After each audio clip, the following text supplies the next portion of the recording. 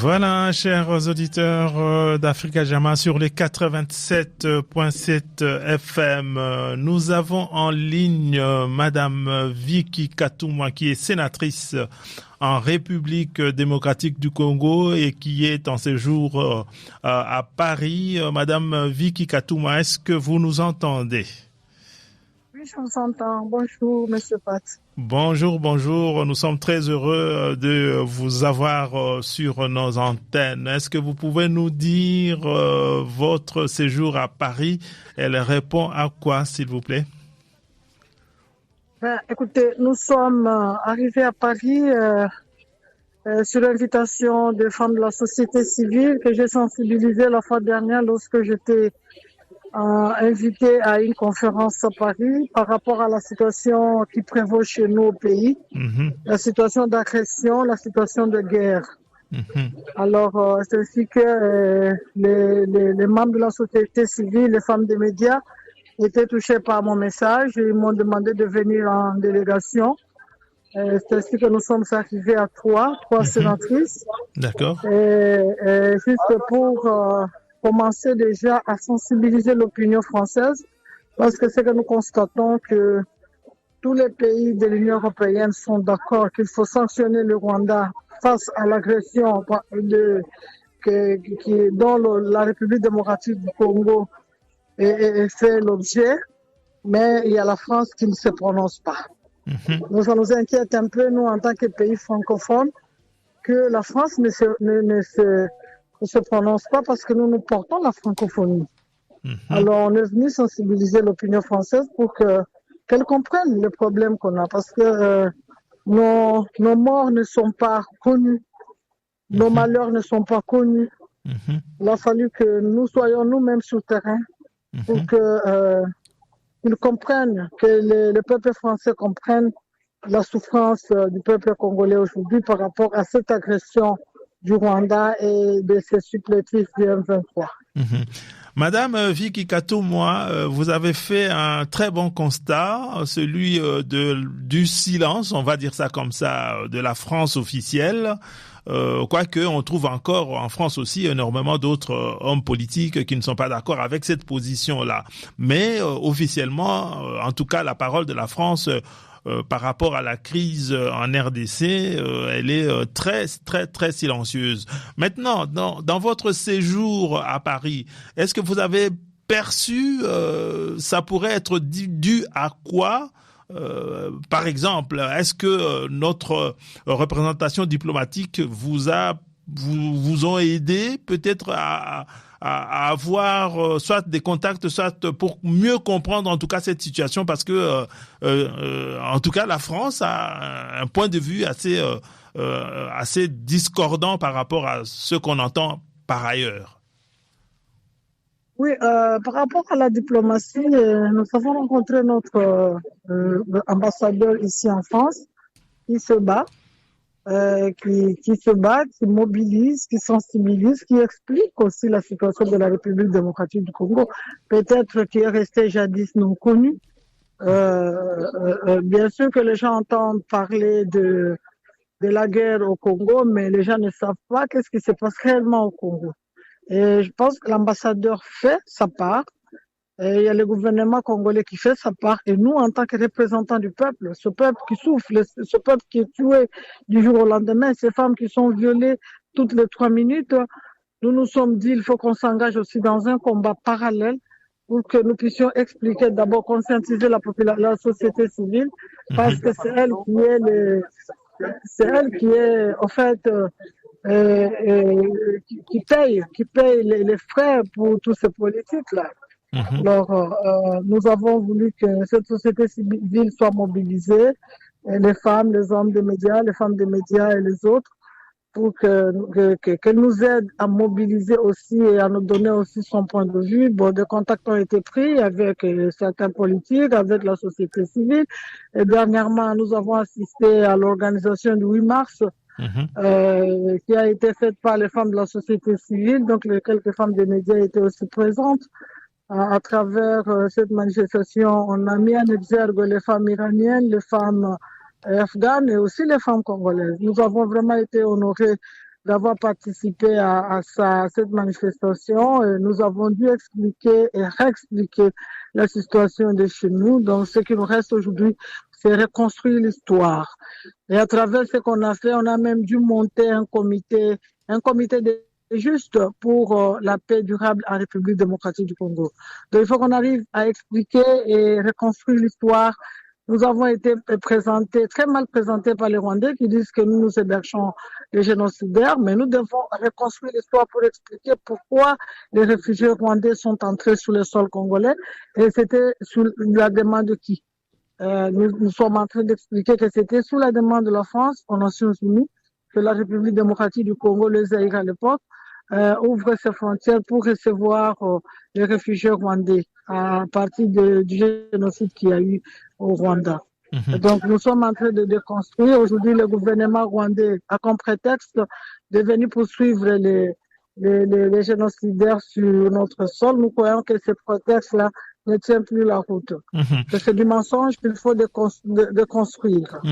Oui, voilà. Madame Vicky Katumwa, vous essayez quand même de déconstruire des mensonges et des manques qu'il y a dans la représentation des faits qui sont en République démocratique du Congo.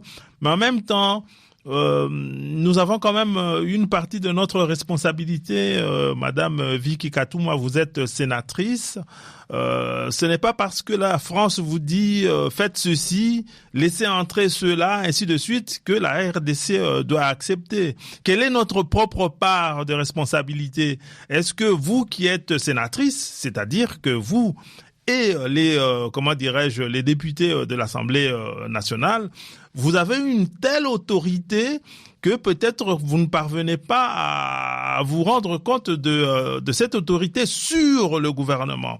Vous êtes là aussi pour contrôler, en tout cas au niveau de l'Assemblée nationale, pour contrôler les actes et les faits du gouvernement, mais peut-être que vous ne saisissez pas sérieusement ce pouvoir que vous avez.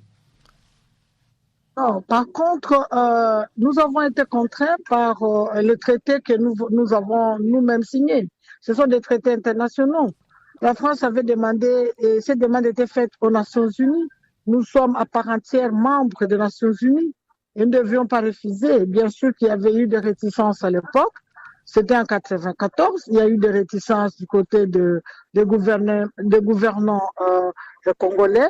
Mais bon, face à cette situation, aux accords que nous ratifions, que nous signons, que l'État congolais signe et ratifie, et donc l'État congolais était contraint à recevoir ces génocidaires ou ces réfugiés rwandais qui sont aujourd'hui cités comme génocidaires.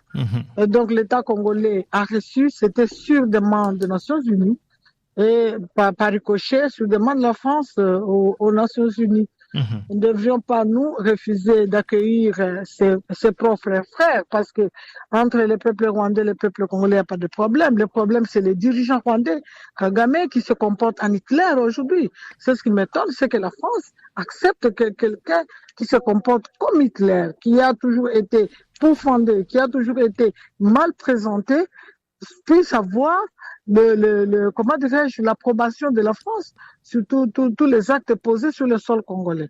Voilà, moi je ne pense pas que nous puissions nous autocondamner. Les pays tels que c'est défini dans notre constitution, il y a des traités qui sont signés par les gouvernements et nous, en tant que Parlement, nous ratifions ces traités. Et donc ce n'était pas mauvais de recevoir des frères qui étaient en difficulté sur notre sol. Nous sommes un peuple hospitalier. Le Congolais n'a pas l'habitude de tuerie. Le Congolais n'a pas cette habitude-là de meurtre. Chez nous, les viols, parce que l'être humain chez nous est sacré.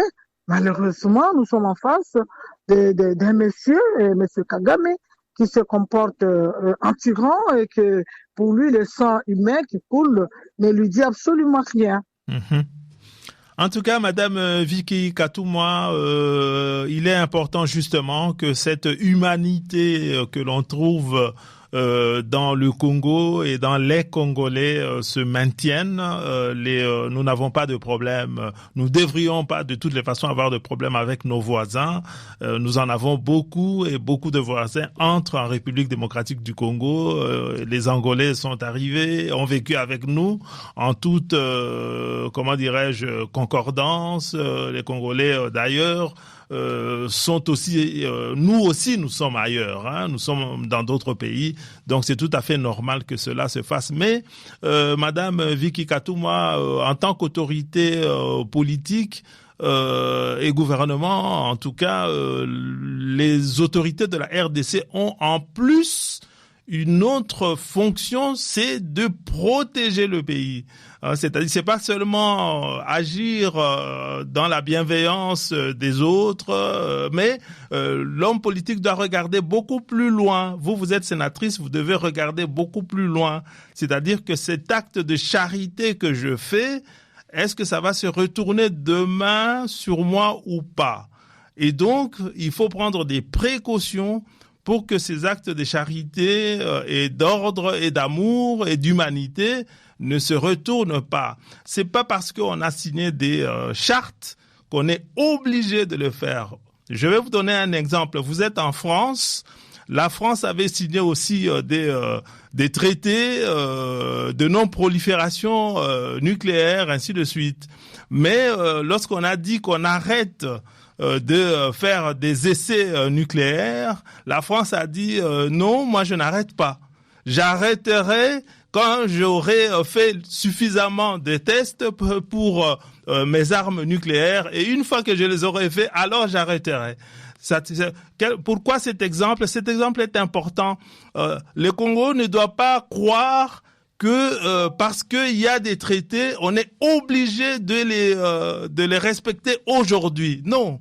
Il y a des intérêts de la RDC qui sont d'abord les intérêts de sa population et de la vie des Congolais. Il est important que nos autorités se disent ah non, il y a des choses, il y a des traités qu'on peut dont on peut suspendre les exécutions, ainsi de suite, pour les intérêts de notre pays. C'est pas parce que l'ONU nous dit prenez 1 million de personnes que vous allez le faire. Non, pas nécessairement, Madame Vicky Katumwa.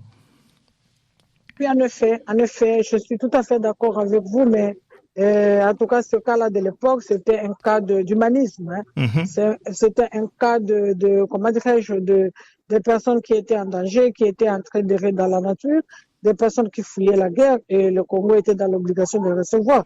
Mais ce que vous dites est vrai qu'il faudrait que prochainement que le Parlement analyse tous ces traités qui sont signés par le gouvernement afin de ne pas tomber dans cette hécatombe dans lequel on se retrouve aujourd'hui. Mm-hmm. En tout cas, Madame Vicky Katumwa, sénatrice donc de l'État congolais, vous faites bien de venir toute une équipe avec aussi des gens de médias, vous me dites, pour venir tâter le terrain sur place en force et essayer de comprendre pourquoi la France ne réagit pas comme les autres pays qui ont condamné le Rwanda, qui ont condamné Kagame, mais en France, il y a une réticence que nous connaissons d'ailleurs. La France est un pays très particulier vis-à-vis du Rwanda. Alors, moi, je tiens toujours à regarder aussi ce que nous faisons vis-à-vis de la population. Je sais pas, vous êtes vous êtes élue sénatrice de quel territoire ou de quelle province? Est-ce que vous avez aussi eu le temps d'aller tâter le terrain chez vous, dans cette partie-là de la RDC? Bien sûr, je suis l'élu de la province du Tanganyika. Jadis, c'était le Grand Katanga. Mais après le découpage, je suis du Tanganyika. Donc, le Tanganyika, c'est une province qui est à côté du Kivu, Kivu qui est aujourd'hui occupé par l'armée rwandaise. J'y étais avant de venir ici. J'étais dans ma circonscription. Bon, les gens sont en train de vivre dans la peur. Implorant le gouvernement à fournir beaucoup plus d'efforts pour leur sécurité. Nous sommes en train de rassurer la population, de croire aux efforts du président de la République, de croire aux efforts que fournit le gouvernement pour leur sécurité et pour la paix. À côté de ça, Madame Katouma, en tant que sénatrice, vous êtes vraiment les représentants des territoires de la RDC. Vous êtes, vous, élu de, de Tanganyika, une très très belle province. Mais l'autorité à Kinshasa, l'autorité à Kinshasa ne rend pas à nos provinces l'argent dont ils ont besoin pour leur développement, pour la réalisation des routes, pour la réalisation de ceci et de cela. Vous êtes sénatrice. Est-ce que qui va porter ce combat là où les 40% doivent rentrer à l'intérieur du pays, aux provinces, pour le bonheur des citoyens et pas être bloqué à Kinshasa par l'autorité, que ce soit le gouvernement. Et vous êtes bien payé, madame.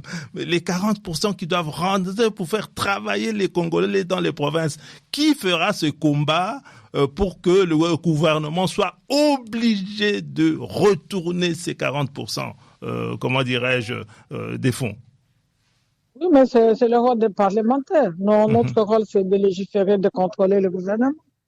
La rétrocession est légale. La rétrocession est définie et dans la Constitution et dans la loi des finances de l'année. Donc, et même dans la loi relative aux finances, qu'on appelle la LOFIP, nous menons notre combat. Et lorsque cette rétrocession n'est pas bien faite, nous invitons les membres du gouvernement dans des commissions pour qu'ils nous expliquent pourquoi pas de questions orales avec débat ou pas des interpellations. Donc, nous complétons et nous faisons correctement notre travail en tant que Parlement, c'est-à-dire l'Assemblée nationale et Sénat. En tout cas, Madame Vicky, vous êtes en France, vous allez bientôt rentrer en République démocratique du Congo. Avez-vous prévu peut-être un petit saut sur Bruxelles? Non, malheureusement. Ah, c'est dommage, parce qu'il y a une forte communauté congolaise en Belgique. C'est toujours bien que nous rencontrions les responsables congolais qui viennent et qu'on puisse discuter avec eux. Oui, nous le ferons avec plaisir prochainement parce que notre souci, c'était d'abord la France parce que la Belgique s'est prononcée à travers son Premier ministre. Nous avons senti et nous continuons à sentir l'appui, les réconforts de la Belgique et nous en sommes fiers d'avoir été colonisés par les Belges qui nous appuient et qui, sans embâche, ont fait de ça, ont proposé des sanctions à l'égard du gouvernement rwandais. En tout cas, Madame Vicky Katouma, merci beaucoup d'avoir accepté de répondre à nos questions et de parler à la communauté africaine et congolaise en particulier ici en Belgique, alors que vous êtes en train de vous préparer pour le retour. C'est toujours des moments très, très difficiles. Encore merci d'avoir accepté notre invitation. C'est moi qui vous remercie, M. Pat, avec plaisir de m'avoir invité. Merci beaucoup. Merci. Charles Mouchemboula, Anthony Fertas, le panaché.